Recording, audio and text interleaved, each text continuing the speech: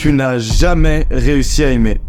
La raison en est que c'est une logique de gratuité.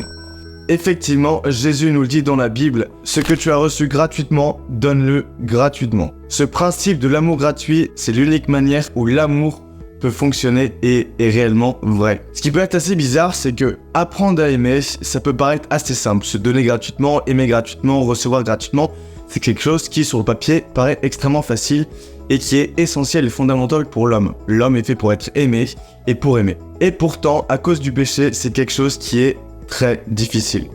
Effectivement, l'amour désintéressé est quelque chose qui n'est pas du tout facile et qui n'est pas du tout naturel pour nous, êtres humains. Quand on donne gratuitement, on attend souvent quelque chose en retour.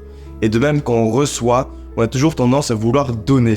C'est un peu ce qu'on appelle le principe de réciprocité, et pourtant Jésus cherche à déstructurer cette pensée en nous apprenant, grâce à l'évangile, à aimer gratuitement. Et là, vous allez me dire, mais comment on peut aimer gratuitement, sachant que c'est quelque chose qui ne nous est pas naturel?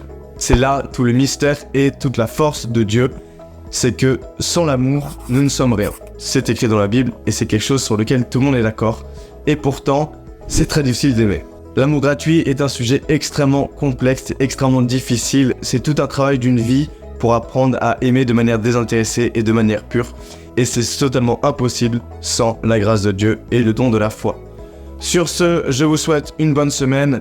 Essayez de faire des petites intentions de manière gratuite et désintéressée. Et sur ce, je vous dis à la semaine prochaine. Ciao.